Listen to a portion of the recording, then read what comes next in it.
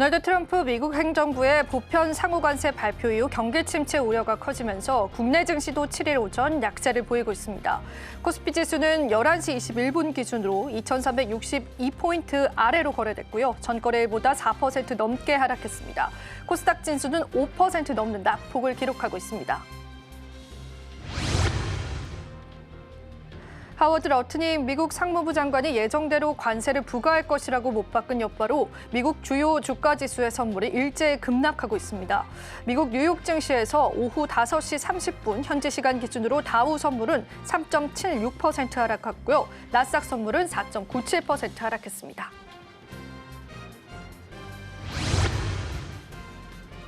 ABL 바이오가 글로벌 제약사인 글락소스미스클라인과 4조 원이 넘는 기술 수출 계약을 체결했다고 공시했습니다. 이에 따라서 7일 장 초반 상한가를 찍은 이후에 계속되는 시장 상승을 나타내고 있습니다.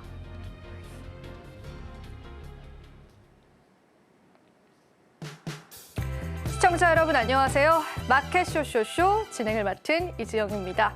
자, 오늘 국내 증시의 폭락은 아시아 증시 대비해서는 그래도 견조하다라는 의견이 있습니다. 하지만 그럼에도 불구하고 그간 많은 조정을 받아왔던 국내 증시였기 때문에요. 오늘의 하락 역시나 뼈아프게 다가오는 것 같습니다.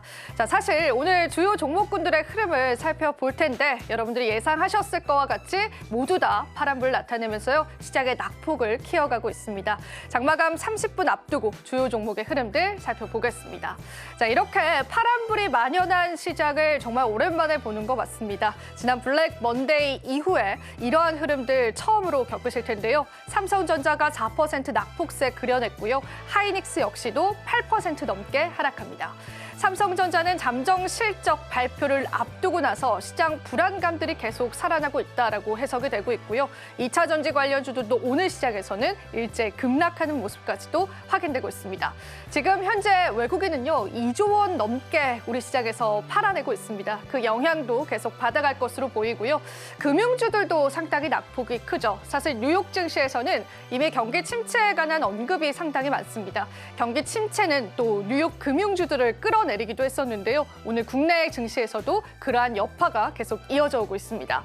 그래도 관세 리스크를 피해갈 수 있다라고 거론됐었던 조선주라든지 그리고 또 방산주들도 오늘 시장에서는 여전히 하락하고요. 현대차와 기아차, 특히나 현대차는 52주 신저가를 기록하면서 계속해서 관세 리스크를 받아가는 모습까지도 확인되고 있습니다.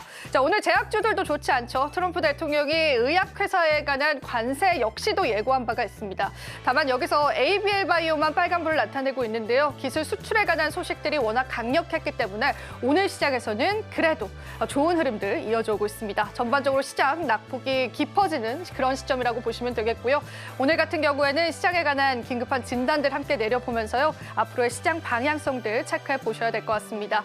자, 오후장 들어서 낙폭이 더 커져갑니다. 우리는 어떤 방향성들 가져봐야 할지 오늘 저희가 함께 풀어드리도록 하겠습니다. 자, 그럼 본격적으로 한번 저희와 함께 진단 나눠보시죠. 마켓 쇼쇼쇼 출발합니다.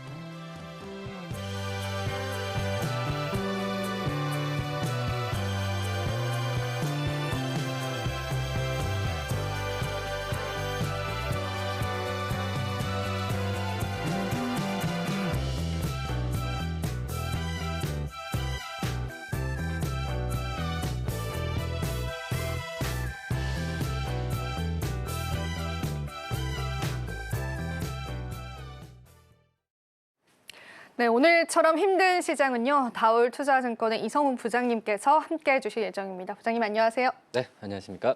네, 저희가 잠시 뒤에 오후장 주도 섹터 같이 한번 살펴보면서요. 시장 전략 구체적으로 나눠보도록 하고요.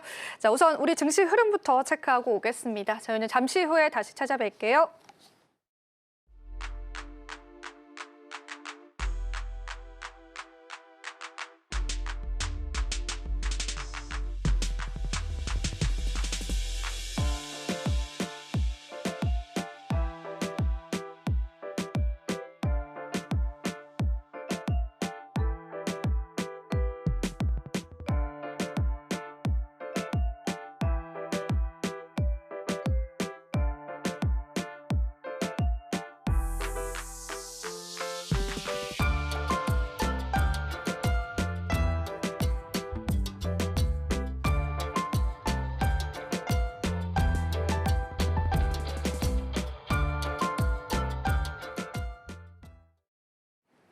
네, 오늘의 오후장 주도 섹터 같이 한번 살펴보도록 하겠습니다. 자, 오늘 첫 번째 주도 섹터부터 열어보겠습니다.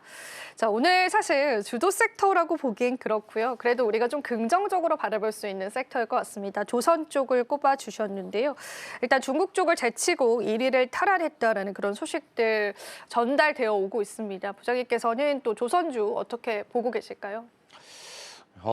우선 지금 조선 섹터가 우리나라가 미국보다 우위에 있다.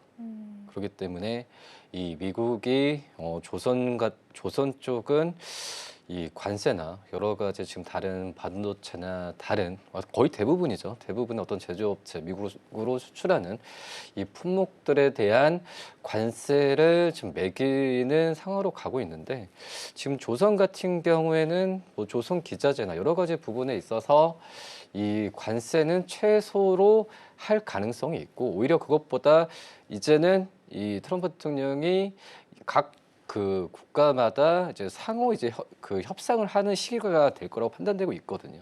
뭐 그런 점을 본다고 한다면 이 우리나라와의 그런 섹터에서의 관세에 대한 부분을 얘기했을 때 조선 섹터는 우리나라가 갑 위치에 있는 건 확실하다라고 지금 말씀을 드릴 수 있겠고요. 그렇기 때문에 오늘 뭐 조선업종 같은 경우에도 전체적인 시장 분위기에 따라 떨어지고 있긴 하지만 이 조선 업종은 떨어질 때마다 저평가, 그러니까 저가 매수가 아니라 이 저평가에 대한 매수 관점을 유지해도 저는 괜찮다라고 좀 생각이 좀 되고 있고요.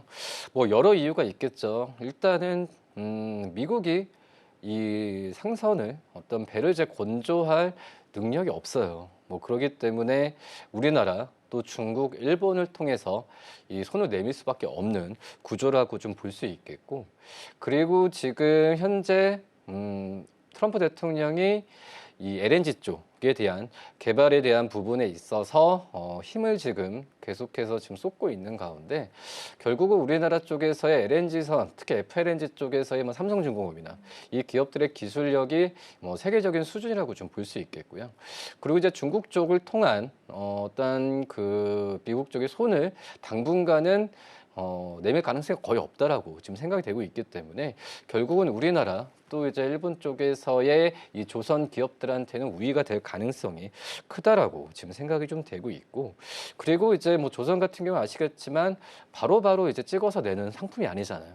몇 년을 건조해서 그런 좀 관계가 유지돼야 되는데 그만큼 이제 조선 업종 같은 경우가 관세 리스크를 피하는 것보다도 저는 그 전에 항상 이제 관세에 대한 부분에 있어서 수혜주가 아니라 여러 이 피해가 안 가는 업종을 말씀을 드렸지만 조선 업종 같은 경우에는 유독 그 어떤 관세에 대한 부분에 있어서 어떤 수혜주, 어떤 포트폴리오를 짤 때 수혜주로서 거론되면서 펀더멘탈적으로도 크게 문제가 없다라고 지금 생각이 되고 있거든요.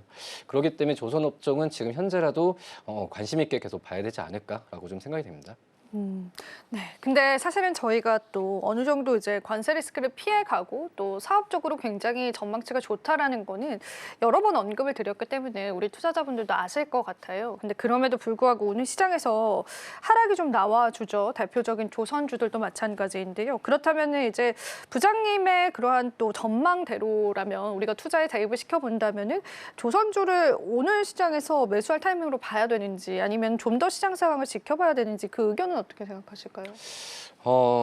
일단은 시장 자체가 만약에 지금 뭐 글로벌적으로 어떤 미국이 오르고 우리나라가 떨어진다라는 관점에서면 이 조선주에 대한 매수 관점을 좀 말씀을 드릴 텐데 지금 글로벌적으로 지금 위험 자산에 대한 선호도가 많이 약해진 상황이고, 그리고 이제 뭐 안전자산이라고 할 수 있는 뭐 금이나 이런 가격도 전체적인 따라지는, 그러니까 한마디로 자산 가치에 대한 지금 상각이 이루어지는 과정이기 때문에 지금 이 조선주들의 조선주들의 어떤 주가나 어떤 이런 부분에 있어서 전체적 영향을 받을 수밖에 없는 상황으로 간다라고 좀 말씀을 드릴 수 있겠고요.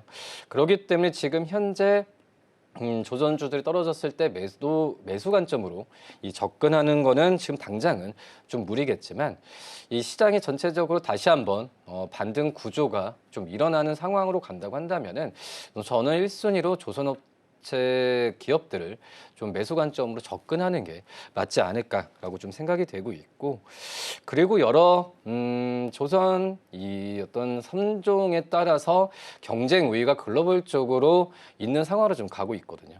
특히 이제 함정이나 또 이제 건조 능력으로 본다고 하면은 지금 우리나라가 지금 조선 그 중국 쪽과는 이 건조 능력에 있어서는 훨씬 우위에 있다라고 좀 말씀을 드릴 수 있겠는데, 지금 현재 본다고 하면은 이 중국이나 중국 같은 경우에는 유조선이나 여러 부분에서 평균적으로 5년 이상 걸리는 이 조선의 어떤 그 건조 시간이 걸리지만, 우리나라는 대부분 이제 3년 내외로 지금 이제 건조 능력을 좀 갖고 있거든요. 뭐 그런 점을 보면은 이 조선 쪽에서의 기술력이나 여러 부분에 있어서는 경쟁력은 저는 앞선다라고 좀 판단이 되고 있기 때문에, 시장 좀 반등했을 때는 반등했을 때 이 조선 업종을 다른 섹터 대비해서는 1순위로 좀 매수 관점을 가져야 되는 게 맞지 않을까라고 좀 생각이 되고 있고, 그전에도 기억하실 거예요. 트럼프 대통령 당선됐을 때 우리나라 윤석열 대통령과 통화했을 때 K조선을 언급했거든요. 전화 통화 말씀하시는 네. 거죠. 뭐 그게 바로 이제 이 그 전망이 장밋 전망이 지금 현재는 완화되는 상황은 아니거든요. 계속해서 필요할 수밖에 없는 구조로 미국은 지금 행동을 하고 있기 때문에 조선 업체에 대한 매수 관점을 항상 유지를 해야 된다라고 말씀드릴 수 있습니다. 네. K조선에 관해서 우리가 매수의 관점으로 지금 시장에서 바라볼 수 있을 것 같습니다. 물론 우리가 시장 상황을 더 봐야 될 것 같습니다. 내일 시장에서 여기서 더 낙폭이 일어날지 아시아 증시 그리고 또 오늘 뉴욕 증시 같이 봐야 될 것 같은데요. 전반적인 시장의 시나리오를 파악한 이후에 섹터적인 접근을 해본다면 조선주 여전히 좀 긍정적으로 볼 수가 있겠고요. 자, 그러면은 사실상 이제 조선주와 방산주 같은 경우에도 우리가 우리 시장에서 이제 관세 리스크를 피해가면서 최근에 부각을 많이 받았는데, 이게 공매도 우려감도 좀 있기도 있었고, 하지만 오늘 시장에서는 방산주들도 좋지 않습니다. 이걸 또 어떻게 해석을 해봐야 될 것이며, 또 여기서 매수 전략들을 세워볼 수 있을까요, 부장님?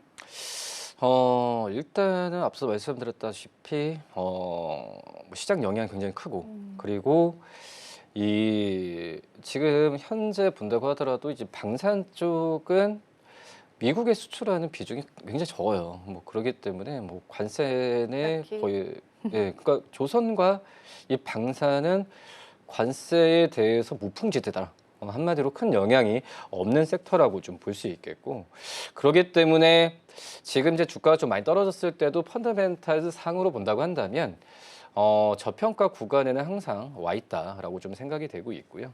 그 전에 뭐 공매도나 뭐 이런 부분을 얘기했지만, 저는 오히려 공매도에 대한 부분보다도 어떤 쇼키즈에 대한 단기적인 단기적인 반등 가능성도 항상 이 조선과 방산주들은 열려 있다라고 좀 생각이 좀 되고 있고, 그리고 지금 현재 본다고 하더라도 이 방산주로 봤을 때도 국가마다 그 방위비죠. 방위비에 대한 증강에 대한 부분이 현실화가 지금 되고 있는 그런 상황으로 좀 가고 있거든요.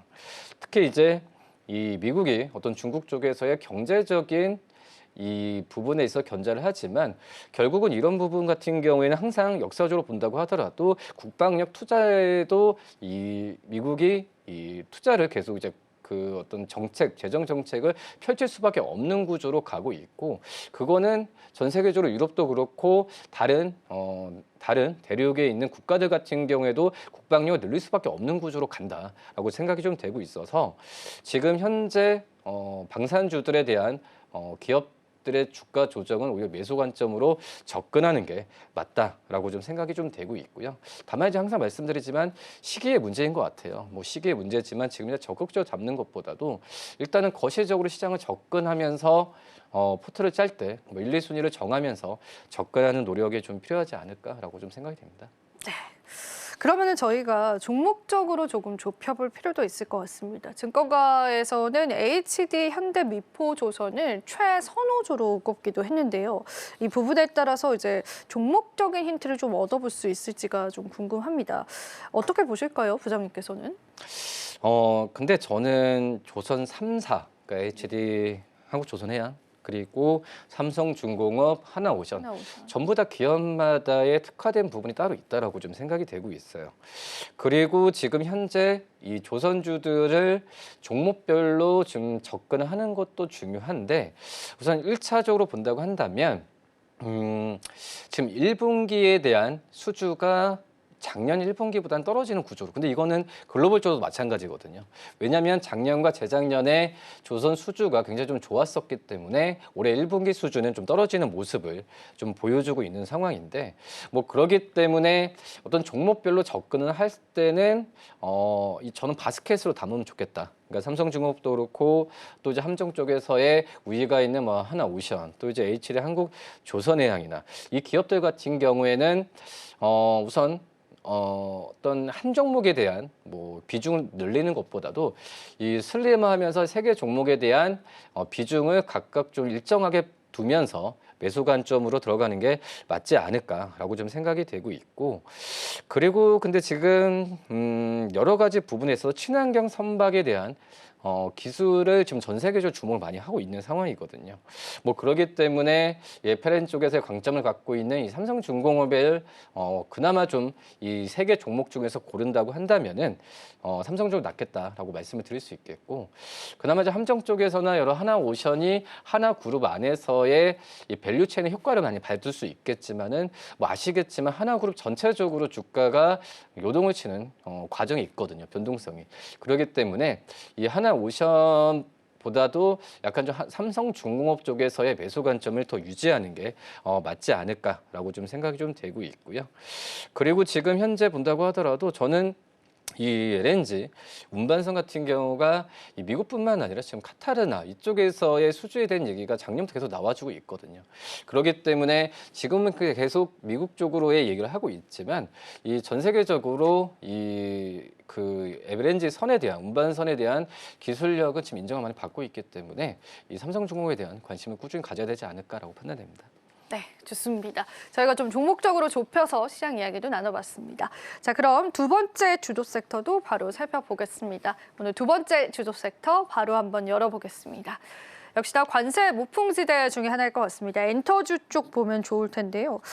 관세 폭격에 관한 대피소다라는 표현이 있죠. 오늘 시장에서 뭐 상승은 아니지만 그래도 좀 견조하다 이런 평가는 받고 있습니다. 어떻게 보실까요? 엔터주 계속 우리가 좀 담아봐도 괜찮을까요? 그죠. 근데 이제 엔터주들은 이 관세에 대한 수혜주가 아니라 피해주가 아니다. 그런 식으로 그렇죠. 그런 식으로 네. 접근을 해야 네, 된다라고 맞습니다. 말씀을 드릴 수 있겠고요. 지금 현재 이제 엔터주들이 이 각광을 좀 받는 그런 상황이 그 전에 이제 엔터주들은 좀 특이한 구조죠. 약간 좀 이 펀드멘탈, 그러니까 재무적보다도 비재무적에 대한 이슈 때문에 주가 많이 흔들렸어요.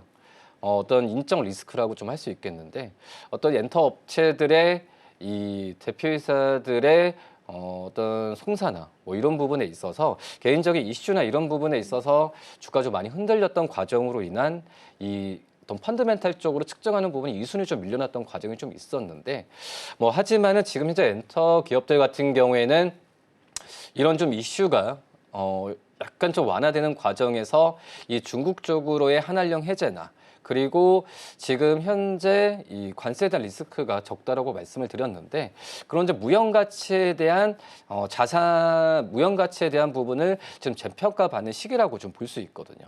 물론 이제 주가가 연초보 대비해서 오르면서 이런 부분을 선반영한 감은 분명히 좀 있긴 하지만 제가 본다고 하면은 이 대안주로서는 엔터주가 가장 적격이지 않을까라고 좀 생각이 되고 있고 뭐 이런 섹터들은 많죠. 뭐 엔터주도 그렇고 뭐 제약바이오 업종도 그렇고 뭐 이런 기업들 같은 경우가 이 무형 자산에 대한 가치에 대한 부분을 다시 한번 좀 그 주가에 녹일 수 있는 그런 시기라고 좀 볼 수 있겠고 뭐 그러기 때문에 지금 뭐 엔터 이 관세를 매기는 대부분의 그런 산업이 비슷한 게 경쟁 어떤 상품에 다 있다는 거거든요. 글로벌적으로. 하지만 이 엔터 쪽에서의 아티스트들이나 이런 무형 가치는 비교할 대상이 없잖아요. 그렇기 때문에 관세를 매길 수 있는 상황은 당분간은 좀 힘들다. 물론 나중엔 좀 있겠죠. 만약에 우리나라 이 아티스트들이 미국 쪽에서의 뭐 공연 티켓이나 어떤 숫자로 매길 수 있는 그런 부분이 나왔을 때 관세를 좀 할 수는 있겠지만은 말씀드렸다시피 비교 대상이 없다고 하면은 이 관세를 매기기가 쉽지는 않다라고 좀 말씀을 드릴 수 있겠고요. 뭐 그런 점을 보면은 올해 이 관세에 대한 시장이 계속 이슈가 나온다고 한다면은 엔터주가 대안주로 계속 각광받을 가능성이 크지 않을까라고 판단됩니다. 네. 사실 이게 수혜주다라기보다는 피해가는 그러한 또 섹터다라는 접근이 맞을 것 같고요. 그 안에서 옥석 가리기도 굉장히 중요할 것 같아요. 최근에 증시 흐름 보면은 오히려 중국 쪽에 관한 매출처가 있는 기업들이 그래도 살아남는 모습이 보여지는데 중국 쪽에서 워터밤 하이난 2025 개최에 관한 이야기가 좀 들려왔습니다, 부장님. 이게 한한령 해제에 관한 신호탄일 수 있다라는 의견도 좀 나오거든요. 사실 한한령 해제되면은 엔터주들은 수혜를 당연히 받아갈 텐데 이 이벤트에 관해서는 어떻게 생각을 하세요? 뭐 그런 부분에 있어서 근데 지금 한한령 해제에 대한 부분은 얘기가 좀 계속 좀 나와주고 그렇죠. 이미 좀 많이 나왔죠. 이미 좀 나와주고 있는 상황이기 때문에 뭐 하이난 워터밤에 대한 부분 같은 경우에는 그 전에도 라인업이나 이런 부분이 좀 공개됐던 상황에서 주가에 좀 선 반영이 됐다라고 좀 생각이 되고 있고 다만 이제 우선 공연한다는 것 자체가 의미가 계속해서 지금 주어진다. 추후에 어떤 중국 쪽에서의 우리나라 아티스트의 공연이 계속 잡힐 확률이 굉장히 높다라고 좀 생각이 되고 있고 특히 이제 그 전에 중국 쪽에서 인기가 많았었던 특히 이제 뭐 그룹 쪽에서 본다고 한다면은 어떤 중국 쪽에서의 오프라인 수익에 대한 부분은 부가적으로 계속해서 나올 가능성이 있다라고 좀 생각이 되는데 근데 중요한 게 이 코로나를 기점으로 우리나라 엔터 기업들이 물론 이제 중국 쪽에서의 비중도 지금도 높게 유지가 되고 있긴 하지만 지금 이제 미국과 일본 쪽으로의 이 매출 비중이 점점 높아지고 있는 구조로 가고 있거든요. 지금 우리나라 이 기획사들의 아티스트들이 우리나라보다도 지금 미국과 일본 쪽에 먼저 앨범을 내는 식으로 지금 이제 5세대 아이돌이라고 하죠. 이쪽에서의 기업 그 아티스트들은 대부분 해외 쪽에서 먼저 월드 투어를 먼저 기획하고 앨범을 내는 구조로 좀 가고 있기 때문에 특히 이제 이런 이 내는 구조가 이 미국과 일본을 중심으로 가는 과정에서 이 중국 쪽에서의 이 기대감은 좀 플러스 알파라고 좀 생각이 되고 있는데 그만큼 이제 어떤 중국 쪽의 의존도를 낮추면서 이 부분이 호재로 좀 작용하면서 주가에 더불어 간다는 그런 생각이 좀 되고 있습니다. 그런 부분을 본다고 한다면 이 중국 쪽에서의 어떤 한한령 해제에 대해서 매출이 급격하게 오른다는 것보다도 이제 그런 부분에서 물가가 터졌다라는 좀 생각으로 좀 접근하는 게 맞지 않을까라고 판단됩니다. 네, 좋습니다. 자, 엔터주 한번 짚어봤습니다. 자, 우리 시장에 관해서 이야기 나누면서요, 시장 투자 힌트 받아봤습니다. 자, 이어서 저희가 시장 장마감 앞두고요, 장 마감 전에 있는 특징주 한번 살펴볼 텐데요. 자, 오늘 특징주는 좀 하락 종목이 많지 않을까 싶습니다. 그래도 어떤 종목군들이 우리 시장에서 급등락을 나타냈는지 여러분 한번 살펴보시면 좋겠습니다. 마감 전 특징주 바로 이어집니다.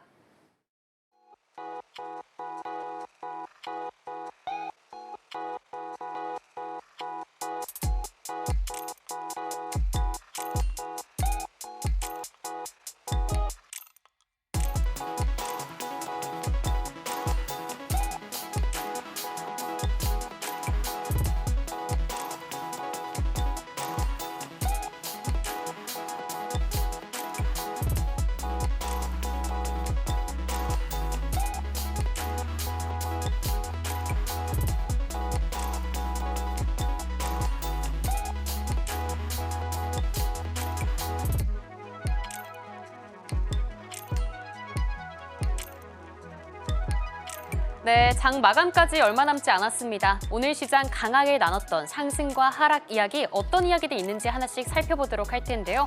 먼저 상승하는 업종부터 살펴보도록 하겠습니다. 오늘 상승하는 업종, 먼저 히토류 상승해줬는데요. 미중 간의 관세 전쟁이 격화되고 있죠. 그러면서 중국이 미국의 34%의 이 맞불 관세 정책 부과를 발표하면서 히토류도 언급했습니다. 히토류 7종에 대한 수출 통제를 진행하겠다 이렇게 말했습니다. 말했는데 이에 따라 우리나라가 반사이익을 얻지 않을까 하는 기대감과 함께 오늘 올라줬습니다. 오늘 노바텍, 유니온 머티리얼, 마지막으로 세노텍까지 좋은 흐름 보였네요. 다음으로 상승하는 업종 일자리 있었습니다. 오늘 일자리 급락세로 패닉하던 오늘 시장 아니었지만요. 정치 테마주와 정책주는 크게 날아올라 줬습니다. 이 때문에 오늘 원티들의 윌비스, 아이비, 김영, 오픈놀까지 상승 흐름 보여줬네요. 다음으로 하락 업종은 자동차 골라봤습니다. 오늘은 하락 업종 찾기가 더 쉬웠던 하루였지만요. 그 안에서 자동차, 짙은 파란불 켜줬습니다. 이에 따라 현대차, 기아, 현대모비스, 현대위아까지 저조한 흐름 보였네요. 그렇다면 오늘 특징주는 어떤 이야기들을 담고 있을까요? 첫 번째 특징주 만나보도록 하겠습니다. 첫 번째 특징주 바로 노바텍 골라봤는데요. 앞서 말씀드렸던 것처럼 이 히토류, 오늘 미중 간 싸움에서 히토류가 반사의 기대감과 함께 크게 올라줬습니다. 땅에서 생산되는 희귀한 소재라는 뜻인데요. 이 히토류 같은 경우에는 스마트폰과 전기차 등에 필수적으로 들어가는 소재입니다. 하지만 세계적으로 중국에서 히토류를 납품하는 의존도가 정말 크게 비중을 차지하고 있는데요. 그만큼 이번 관세 전쟁에서 반격의 카드로 쓰여진 것으로 보여지고 있습니다. 이에 더해 특히 오늘 노바텍이 크게 올라준 이유 살펴보면요. 오늘 히토류 업종 안에서도 비히토류 기반의 차세대 연구자석 기술을 확보했다는 소식이 나오면서 더 큰 시장에 관심 받아가는 모습 보였습니다. 히토류 의존도를 낮출 수 있는 차세대 기술이 될 것이다. 이렇게 보여지고 있고요. 전 세계적으로 그렇게 되면 글로벌 의존도를 조금 낮출 수 있고 또 국내 연구자석 산업도 한 단계 더 발전할 수 있는 흐름 보여주고 있습니다. 이렇게만 된다면 안정적인 소재 수급은 물론이고요. 히토류가 내포하고 있던 친환경적인 문제들도 해소할 수 있을 것이라고 보여지고 있습니다. 그렇다면 장중 흐름은 어땠을까요? 오늘 장중 흐름입니다. 시간이 지날수록 상승폭도 더 크게 키워줬습니다. 오늘 15,000원 선에서 시작을 했는데요. 고가는 19,000원 선까지 터치를 했고 현재는 소폭 내려와서 17,990원 지나가고 있는 모습 보여주고 있습니다. 3월 26일에 장대 양봉을 그리고요. 그 뒤로 쭉 빠졌던 노바텍이지만요. 다시 한번 상승 전환을 시도하고 있습니다. 수급은 외국인 팔고 기관은 담아주는 모습 보여주고 있습니다. 앞으로 미중 간 패권 전쟁이 어떻게 이어질지와 함께 히토류 업종 그리고 노바텍도 함께 지켜보시는 게 중요할 것 같습니다. 그렇다면 다음 특징주도 한번 만나보겠습니다. 다음 특징주 바로 아이비 김영입니다. 대입부터 공무원 그리고 각종 자격증까지 준비하셨던 분들이라면 이 종목 한 번쯤은 들어보셨을 것 같은데요. 청년 일자리 관련 교육과 그리고 취업 연계 플랫폼인 만큼 오늘 일자리 관련 업종으로 종목으로 한번 꼽아봤습니다. 탄핵 이후에 조기 대선 국면이 본격화됐는데요. 이번 대선에서는 특히 높아진 청년 실업률에 조금 관심이 몰리고 있습니다. 그렇기 때문에 일자리 창출 공약이 앞으로 나올 것이란 기대감과 함께 오늘 아이비 금융 크게 올라준 것으로 보여지고 있습니다. 실제로 지난 2월 기준으로 살펴보면요. 청년 실업률 7.2% 기록했고요. 체감 실업률은 16.4%까지 달하는 등 취업난이 나날이 심각해져가고 있습니다. 그 안에서 아이비 김영이 실질적인 일자리 연계 프로그램도 운영되는 만큼 오늘 일자리 정책주로 엮인 모습 보여주고 있습니다. 참고로 정치 테마주, 즉 인맥으로 엮인 종목들보다도요. 정책주는 여야를 막론하고 계속 발표가 될 것이라고 보여지는 만큼 조금 더 관심 가져주시면 좋을 것 같습니다. 이어서 장중 흐름 한번 살펴보도록 하겠습니다. 오늘 장중 흐름 살펴보시면요. 오전장에서는 크게 관심받지 못하는 모습 보였습니다. 하지만 오후 2시를 기점으로 이 상승폭에 불을 뿜었는데요. 오늘 상한가까지 터치했고 현재도 상한가 지나가는 모습 보여주고 있네요. 이 탄핵이 확정되기 이전에는 연일 횡보를 했던 종목이지만요. 탄핵 선고 기일이 발표가 되고 조금 오르고 탄핵 발표가 나고 조금 더 크게 오르고 오늘 더 크게 오른 모습 보여주고 있습니다. 수급 살펴보시면 오늘 외국인은 사고 기관은 팔아냈던 종목이었습니다. 마지막 특징주도 살펴보도록 하겠습니다. 마지막 특징주 바로 현대차 준비했습니다. 현대차 대표적으로 관세와 정면 충돌했던 종목이었는데요. 최근 31조 원 규모의 대미 투자를 진행한 반면 하락장 버티지 못하고 있습니다. 오늘 현대차 그리고 기아까지도 장중에 52주 신저가를 기록하기도 했는데요. 트럼프 행정부의 관세 부과 여파를 고스란히 받아내는 모습 보여주고 있습니다. 자동차는 한국의 대미 수출 1위 종목인데요. 그만큼 더 관세 타격이 컸던 것으로 보여지고 있습니다. 자동차에 대해서는 지난 3일부터 25%의 관세가 부과되고 있는 점 한번 주목해 주시고요. 그럼에도 현대차는 미국에 수출되는 이 자동차에 관련해서는 소비자 가격 인상하지 않겠다고 발표한 점도 참고해 주시면 좋을 것 같습니다. 그렇다면 마지막으로 장중 흐름도 살펴보겠습니다. 오늘 장중 흐름 연일 계속 파란불 켜줬습니다. 장중에는 18만 원 선이 깨지기도 했는데요. 현재도 18만 원 선 깨져서 17만 9천 원 선 지나가고 있는 모습 보여주고 있습니다. 언제 시장의 기대를 받았나 싶을 정도로 3월 말부터는 바닥 없이 내려가고 있는 현대차 그리고 자동차 업종인데요. 다시금 반등해줄 수 있을까요? 지금까지 오늘의 특징주를 통해서 상승과 하락 이야기 나눠봤습니다.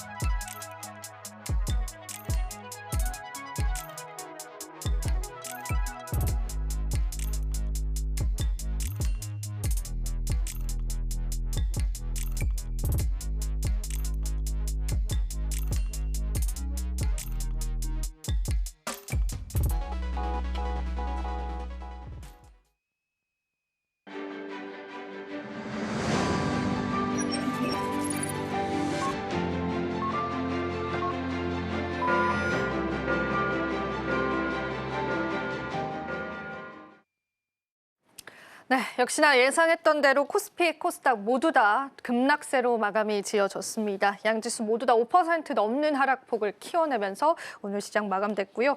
외국인이 1조 9천억 원, 대략 2조 원 가량을 순매도하면서 시장 낙폭을 키웠습니다. 반면 개인은 담아내는 모습, 연기금 쪽에서도 계속되는 순매수세 보여주고 있지만 외국인의 이탈은 우리 증시를 끌어올리는 데는 역시나 많은 영향력을 미치는 것 같습니다. 환율도 현재 좋지 못한 상황인데요. 부장님과 또 마감 시장 이야기 나눠보겠습니다. 어떻게 보셨을까요, 오늘 시장? 글쎄요, 이게 다행인지 아닌지 그러게요. 모르겠지만 지금 아시아 증시 대비해서는 그렇네요. 선방한 모습 보여주었는데, 근데 이것도 제가 봤을 때는 우리 지난주 금요일에 어떤 탄핵에 대한 이슈, 그리고 그 이후에 이 추경 예산안 같은 이 정부의 이 내수 진작에 대한 정책이 그나마 있었기 때문에 어떤 뭐 일본, 뭐 중국 보다도 선방했다라고 좀 생각이 되고 있는데, 참 근데 이 선방이라는 말도 참 그 무한합니다. 네, 무한합니다. 네, 무한하고 지금 현재 본다고 한다면 일단은 좀 시장에 대해서 적극적으로 말을 못하는 게, 그 전에 뭐 저점, 역사적 뭐 PBR 우리나라 뭐 0.8배 뭐 얘기하지만 지금 그 부분을 논할 단계는 아닌 것 같아요. 왜냐하면 글로벌 증시가 동시에 지금 이렇게 하락하게 된다고 한다면은 어떤 저점에 대해서 얘기할 지금 시기는 아니다라고 생각이 되고 있고요. 다만 이제 미국 내에서도 지금 미국 기업들의 큰 기업들이 주가가 좀 떨어지는 과정으로 간다고 한다면, 이 트럼프 대통령이 그동안에 지금까지 내놓았었던 관세, 또 그런 부분이 지금 공포지수까지도 최고치로 올라갔는데, 그런 부분이 이미 좀 주가에 좀 선반영되면서 이제 트럼프 대통령이 각 국가 간의 어떤 협상에 대한 부분이 돌입했을 때는 이 돌입한다는 것 자체로 이제 주가에 대한 반등 부분을 기대할 수 있다라고 지금 생각이 되고 있고, 그리고 이제 금값도 떨어졌잖아요. 금도 떨어지더라고요. 네. 네. 근데 그거는 안전자산에 대한 선호도는 일정 부분 유지가 되고 있지만, 미국 증시가 떨어지면서 역시 뭐 신용이나 이런 부분에 있어서 마진콜이 나오거든요. 그렇기 때문에 뭐 금이나 이런 안전자산 팔면서 주식 쪽으로 이 위험자산 쪽으로 레버리지에 대한 마진 부분을 만회시키려고 파는 모습이라고 좀 생각이 되고 있거든요. 그렇기 때문에 여러 가지 면을 본다고 한다면은 지금 이 안전자산이랑 또 위험자산이 동시에 떨어지는 구조가 이 코로나 때 한번 좀 그때 있었고, 두 번째 시기라고 좀 두 번째와 비슷한데, 근데 이제 그런 부분 같은 경우가 글로벌적으로 계속해서 지금 엮어지면서 톱니바퀴처럼 지금 하나둘씩 지금 그런 과정이라고 좀 생각이 되고 있습니다. 뭐 그렇기 때문에 저도 좋은 말씀을 드리고 싶긴 하지만, 현실적으로 본다고 한다면 어떤 관세에 대한 지금 제가 말씀드렸던 그 플랜이나 이런 부분은 짤 수는 있겠지만은 언제든지 이런 이슈가 안 좋은 이슈가 또 불거질 가능성이 있거든요. 그렇기 때문에 공포 지수가 올라갔을 때는 그런 부분에 상당 부분 영향을 좀 받고 있기 때문에 지금은 어떤 저가 그 앞서서도 저희가 이 조선주도 그렇고 엔터. 방산주도 그렇고 엔터주도 그렇고 저평가 구간은 있지만은 매수하는 시기 부분은 계속 지켜봐야 되는 게 맞다라고 좀 판단되고 있고요. 그리고 내일 이제 삼성전자 실적 발표. 네, 잠정 실적 발표인데 물론 이제 5조 중반까지만 유지해도 괜찮다고 생각이 되지만 제가 봤을 때는 큰 효과는 아직 미미하다라고 좀 생각이 되고 물론 이제 우리나라가 이 반도체 쪽에서의 이 시가총액 상위 비중이 좀 크기 때문에 영향을 뭐 받을 수는 있겠지만은 크게 어떤 그 좋은 실적이 나오지 않는 한은 우선 이 관세에 대한 리스크에 대한 부분이 아직까지도 내일까지는 좀 있지 않을까라고 좀 생각이 되고 있고 특히 이제 내일 같은 경우에는 아마 반대 매매에 대한 부분에 있어서 주가가 좀 낙폭이 시작하면서 폭이 크게 시작하면서 해소되는 과정으로 갈 수 있다라고 지금 생각이 되고 있거든요.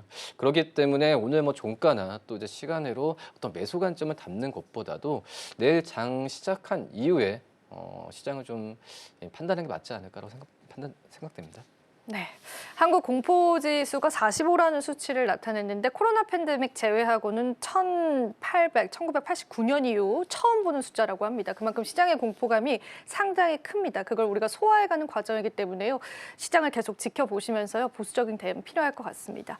자, 그래서 저희가 오늘은요. 또 진단의 느낌으로 시장의 전략들을 좀 잡아드릴 건데요. 오늘도 저희가 또 시장을 이기는 뉴스를 통해서요. 시장 전략들 마지막으로 함께 하도록 하겠습니다. 자, 오늘은 저희가 어떤 뉴스를 봐야 하는지 뉴스 미리 보기가 준비되어 있는데요. 자, 오늘 저희가 어떤 뉴스 한번 주목을 해볼까요? 네, 시장을 이기는 뉴스 미리 만나보는 코너입니다. 오늘의 뉴스 바로 휴머노이드 로봇인데요. 중국이 로봇 산업에 전략적으로 진입한 만큼 휴머노이드 로봇 시장에서도 빠르게 영향력을 확대해 나가고 있습니다. 이러한 휴머노이드 시장은 중국에게 제조업 부활을 위한 발판이 되고 있는데요. 먼저 중국의 산업용 로봇부터 살펴보면요. 중국은 2014년부터 저출산 고령화 등 인구 구조 변화 조짐을 확인하며 전략적 육성이 시작됐습니다. 생산 가능 인구가 감소하고 노동 생산성이 감소하는 등 제조업 경쟁력에 부정적인 요인들이 나타나며 당국 차원에서 이러한 구조적 한계를 해결하기 위해 제조업 현대화를 강조한 건데요. 그 해법으로 로봇 산업을 10대 중점 추진 산업 중 하나로 지정한 것입니다. 중국 제조 2025에 이어 13차 5개년 계획, 로봇 산업 발전 계획을 연이어 발표하며 체계적으로 로봇 산업 육성 정책을 펼쳤습니다. 정부의 전폭적인 지지에 힘입은 중국 로봇 시장. 2023년 기준 중국 산업용 로봇의 신규 판매 규모는 27만 6천 대로 전 세계 로봇 신규 판매량의 절반을 차지하고 있습니다. 이제는 한 발 더 나아가 산업용 로봇에서 휴머노이드로 진화될 예정인데요. 지난 2024년 7월에 개최된 세계 인공지능 대회에서만 20개 이상의 중국 휴머노이드가 공개됐습니다. 이에 더해 다수의 중국 기업이 엔비디아와 협업을 발표하기도 했고요. 또한 화웨이와 협력 중인 러지 로봇의 최고 경영자는 국산화율이 2018년 첫 번째 모델의 경우 10% 미만에서 현재 90%까지 상승했다고 언급하며 공급망 확보를 강화하는 모습 보여지고 있습니다. 심지어 현재 다수의 중국 휴머노이드 기업이 소량 생산을 시작한 단계인데요. 그중 유니트리, 푸드 등은 개별 판매를 시작했고요. 유비텍, 프리에 등은 양산을 계획 중에 있습니다. 네, 올해부터 중국 휴머노이드 시장은 더 빠른 성장이 기대되고 있는데요. 그만큼 로봇과 인간이 함께하는 세상 머지않았을까요? 이어서 자세하게 이야기 나눠보도록 하겠습니다. 지금까지 뉴스 미리보기였습니다.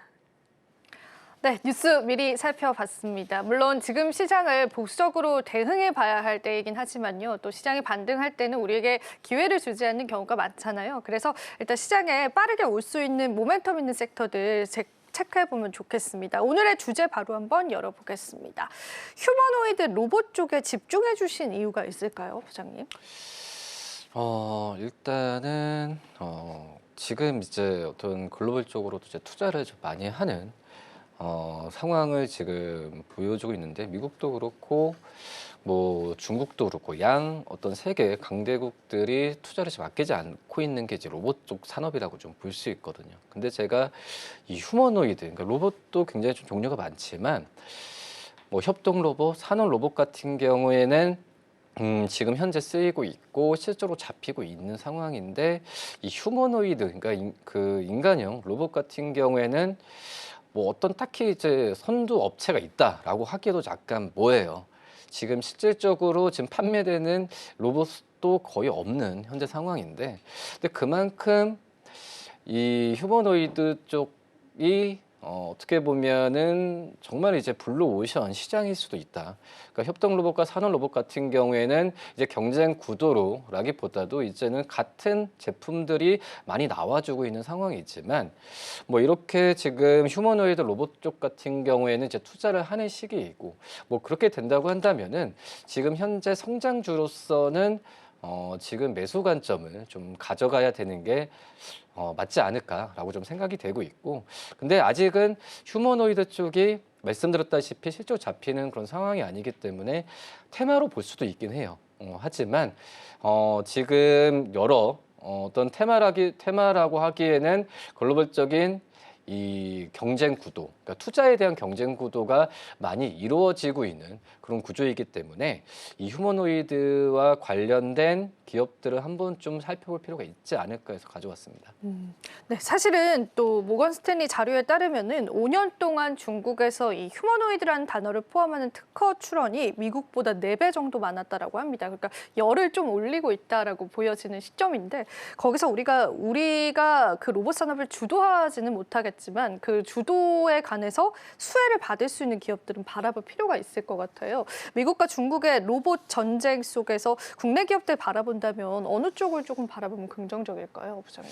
지금 그 산업용 로봇이나 이 다른 협동 로봇 같은 경우는 중국의 그런 기업들의 수출을 하고 있는 기업들도 있어요. 하지만 휴머노이드 쪽 로봇 같은 경우에는 직접적으로 휴머노이드의 어떤 특징적인 이 부품을 납품하는 기업은 거의 많이 없다라고 좀 볼 수 있겠는데, 근데 그나마 이제 뭐 중국 쪽에서로 본다고 로봇 자체로 봤을 때도 뭐 감속기나 감속기 또 이제 SBB 테크나 또 이제 로보티즈 같은 이 어떤 액추에이터를 만드는 이 액추에이터 같은 경우에는 로봇 안에서의 필수적인 어떤 부품이라고 좀 볼 수 있기 때문에 이런 기업들이 지금 미국의 중국 쪽에서의 이 기업들한테 지금 수출을 하고 있는 상황이기 때문에 굳이 이 휴머노이드 관련 쪽으로 한다고 한다면 이런 기업들이 거론이 되지 않나라고 좀 생각이 되고 있고,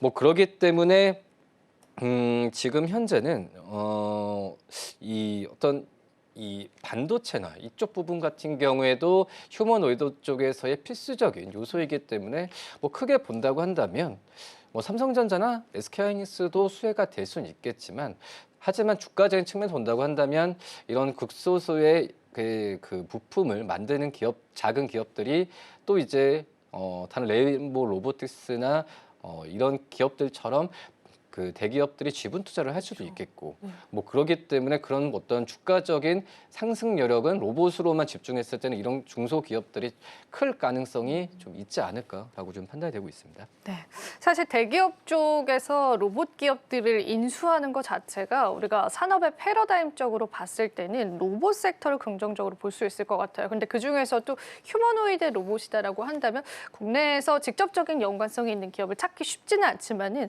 충분히 그 모멘텀을 받아갈 만한 국내 기업은 있을 것 같습니다. 실제로 그럼 우리가 이 테슬라 쪽 이야기도 같이 좀 나눠보자면요. 얼마 전에 뭐 테슬라가 뭐 시장 전망치가 안 좋다 이런 얘기도 또 사실 나오긴 했었잖아요. 테슬라와 또 중국의 로봇사들을 놓고 봤었을 때 각각의 장단기 모멘텀이 있을까? 그 부분도 한번 짚어볼 수 있을까요? 뭐 일단은 그 전기차랑 좀 맥락을 좀 생각하시면 될 것 같아요. 그렇죠. 네. 테슬라도 뭐 전기차에 대해서 야심차게 좀 했지만은 결국은 이제 이 전기차가 좀 팔리지 않으면서 이 중국 쪽에서의 이 전기차 기업들이 판매에 대한 부분은 전 세계적으로 주도를 하고 있잖아요. 근데 이제 중국 쪽에서도 지금 이제 판매에 대한 부분은 이제 중국 내에서만 좀 이루어지고 있는 그런 상황이라고 좀 볼 수 있겠고, 그렇기 때문에 이 테슬라 쪽에서의 이 옵티머스라고 하죠. 이 옵티머스에 대한 이 판매에 대한 부분을 굉장히 좀 높게 좀 설정해 놨는데, 실제적으로 지금 그 중국의 유니트리만 실제적으로 판매를 했어요. 네, 그리고 이제 테슬라 쪽도 이 계획을 그 판매 계획을 내놓고 있긴 하지만 뭐 가격적인 측면이나 여러 가지 면에서 잘 될까라는 좀 의구심은 그 생각이 되고 있거든요. 왜냐하면 테슬라 같은 경우에도 지금 이제 로봇에 대한 부품 같은 경우도 중국 쪽으로 수입하는 부분이 좀 많고, 하지만 이 중국의 어떤 휴머노이드 로봇 같은 경우에는 부품이 미국 쪽에서 들어오는 부분보다도 중국 자체적으로 소화를 많이 하려고 노력을 하고 있거든요. 그런 점에서 항상 테슬라에 대한 특징이 계획은 정말 이렇게 좀 나와주고 있는 상황인데, 그걸 이제 어떤 쪽으로 접근할까라고 좀 고민한다면은 지금 전기차에 대한 글로벌 어떤 방향성과 좀 비슷하게 좀 생각을 하셔도 괜찮다라고 좀 판단됩니다. 네, 좋습니다. 그러면은 현대차의 로봇 관련해서도 좀 여쭤보겠습니다. 국내 대기업 그리고 그중에서 현대차 같은 경우에도 로봇 사업에 좀 진출을 하거나 또 추가적으로 자율주행 관련해서도 진출 의사를 표명하기도 했었는데요. 현대차의 이제 로봇 산업에 관해서는 부장님께서는 좀 어떻게 보실까요? 로봇 산업. 근데 그 좀 기간적인 측면도 계획은 30년 정도 이렇게 얘기를 했잖아요. 그렇기 때문에 지금 현재는 그렇죠. 우리나라의 지금 현대차 같은 경우 로봇 산업이라기보다는 현대차 그룹이 스마트 팩토리라는 그렇죠. 어떤 항목 안에서 로봇에 대한 산업에 대한 부분을 같이 육성한다라는 개념으로 간다라고 판단되고 있고요. 뭐 그렇기 때문에 전체적인 뭐 기술력이나 이런 부분은 이제 로봇으로 특히 이제 뭐 현대차라고 한다면은 결국 스마트 팩토리가 좀 1차적으로는 자율주행 쪽으로 연결되는 그런 상황이라고 좀 볼 수 있겠는데, 그렇기 때문에 지금 로봇에 대한 부분이 현대차 그룹과 어떤 그 일치하면서 맥락을 좀 같이 한다라고는 좀 생각이 안 들고, 오히려 말씀드렸다시피 현대차 그룹이 이 로봇 기업들에 대한 지분 투자나 이런 부분에 있어서 더 집중을 해야 되는 게 맞다라고 좀 생각이 되고 있고, 지금 삼성전자도 그렇고 지금 다른 여러 그 대기업들은 지금 로봇 쪽에서의 투자에 대한 부분을 활발히 지금 놓고 있는 상황이거든요. 특히 이제 대표적으로 두산 로보틱스 같은 경우가 협동 로봇이나 산업 로봇 쪽에서는 글로벌 탑 10 안에 드는 기업인데, 뭐 그렇기 때문에 뭐 방향성, 그러니까 투자하는 방향성은 다 틀릴 수가 있을 거라고 좀 판단이 되고 있고, 뭐 그런 점에서 현대차 그룹에 대한 스마트 팩토리나 또 로봇 산업에 대한 집중을 하면서 이런 기업들한테 투자에 대한 또 협업이나 이렇게 되는 상황으로 지켜보면서 로봇 관련 말씀드렸던 기업들에 대한 좀 관심을 가져야 되는 게 맞지 않을까라고 좀 생각됩니다. 네, 좋습니다. 국내 기업들의 로봇 산업대까지도 저희가 같이 한번 이야기를 나눠보는 시간이었습니다. 자, 그러면은 부장님께 마지막으로요, 저희 시장 이야기를 좀 여쭤보면서요, 오늘 이 시간 마무리해볼까 합니다. 저희 시장이 이제 5% 낙폭을 보여준 게 그래도 그나마 다행이다라고 긍정적으로 보시는 면도 있는 것 같은데요. 우리 시청자분들에게 우리 시장 앞으로 또 어떤 방향성으로 한 주간을 좀 바라봐야 할지에 관해서 좀 방향성 제시를 부탁드려봐도 될까요? 글쎄요, 저는 항상 이제 이 밸류에이션으로 설명이 안 되면 비이성적인 시장이라고 네. 말씀을 드리거든요. 그렇기 때문에 이 비이성적인 시장이라고 말씀을 드린 이유가, 일단은 그 쉽게 판단, 예측을 하지 말라고 말씀을 드리고, 판단하지 말아요. 네. 근데 이게 역으로 생각하면 그러면 현금화를 일찍 해야 된다라는 것보다도 일단은 지켜봐야 되는 게 맞다라고 지금 생각이 되고 있고요.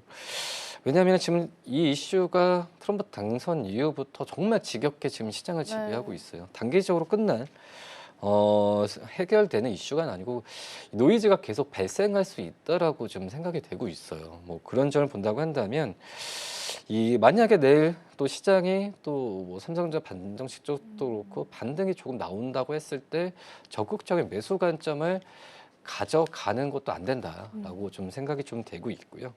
뭐 그렇기 때문에 지금 현재는 차분하게 어떤 섹터에 대한 슬림화를 할 필요가 있겠고, 그리고 과감하게 어떤 반등에 대한 펀더멘탈적으로 다시 한번 시장이 설명을 하려고 했을 때는 또 과감하게 또 매수 관점을 들어가야 된다는 건 맞는 것 같아요. 지금 변동성이 심한 장세에서 과감하게 매수를 들어가서 그 부분을 좀 타이트하게 유지하기에는 좀 시장이 좀 힘든 상황 맞기 때문에 저는 일단은 그래서 관망이라기보다도 좀 지켜보면서 공부하는 시간도 가졌으면 좋겠다 이렇게 말씀드릴 수 있습니다. 네, 좋습니다. 오늘 부장님과 다양한 이야기 나눠봤습니다. 부장님 오늘도 도움 말씀 고맙습니다.